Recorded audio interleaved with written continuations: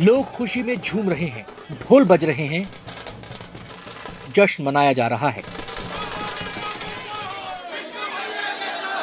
मौका खास है क्योंकि छत्तीसगढ़ के नए मुख्यमंत्री के नाम का ऐलान हो चुका है।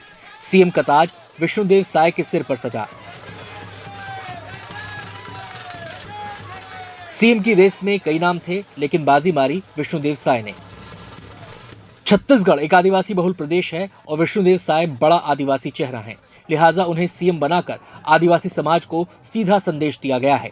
विष्णु साय ने उन पर विश्वास जताने के लिए पार्टी का शुक्रिया अदा किया।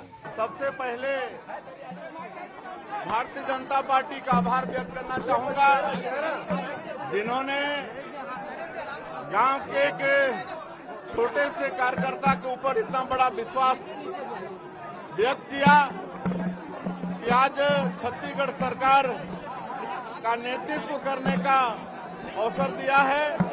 इसलिए मैं भारतीय जनता पार्टी का आभारी हूं। विष्णुदेव साय एक साधारण किसान परिवार से ताल्लुक रखते हैं। 21 फरवरी 1964 को जशपुर जिले के बगिया गांव में उनका जन्म हुआ। जिस कुनकुरी विधानसभा सीट से वो इस बार चुनाव जीते हैं, उसी कुनकुरी क्षेत्र में उनकी शुरुआती पढ़ाई हुई है। सियासत में जिस ऊंचाई पर विष्णु साय पहुंचे हैं, उसके लिए उन्होंने लंबा सफर तय किया है। 1989 से उनका सियासी सफर शुरू हुआ। सरपंच के तौर पर राजनीतिक करियर की शुरुआत हुई। 1990 में पहली बार विधानसभा चुनाव जीते। 1990 से 1998 तक मध्य प्रदेश विधानसभा के सदस्य रहे। 1999 में रायगढ़ सीट से पहली बार लोकसभा पहुंचे। केंद्र में मंत्री भी रह चुके हैं। बीजेपी राष्ट्रीय कार्य समिति के सदस्य रहे। प्रदेश अध्यक्ष के पद पर भी रहे हैं। किसान परिवार से आने वाले विष्णुदेव साय का जन्म 1964 में जसपुर के बगिया गांव में हुआ और उनके राजनीतिक कैरियर की शुरुआत पंच से होती है और फिर उसके बाद उन्होंने पीछे मुड़कर नहीं देखा।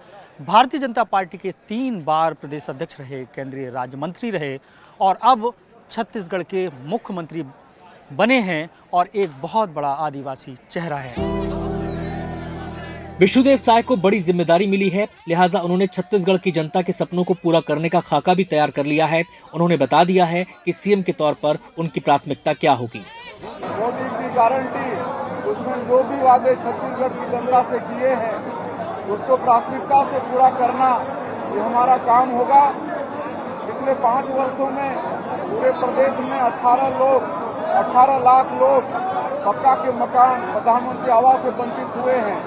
सबसे पहला काम 18 लाख मकान की स्वीकृति होगा। बहुत चुनौती है, कहे कि पिछली सरकार ने पूरा सरकारी खजाना को खोखला कर दिया है।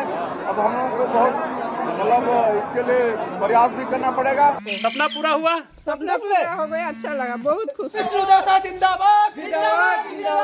विष्णुदेव साय को सीएम के लिए चुना गया है। जब ये खबर उनके परिवार को मिली तो परिवार खुशी से चहकने लगा। खुशी शब्दों में बयां होने लगी। कितने खुश हैं आज? आज मैं बहुत खुश हूँ कि आज मेरा बेटा को छत्तीसगढ़ का पूरा सेवा करने का मौका मिला, चांस मिला है। इससे और क्या हो सकता है।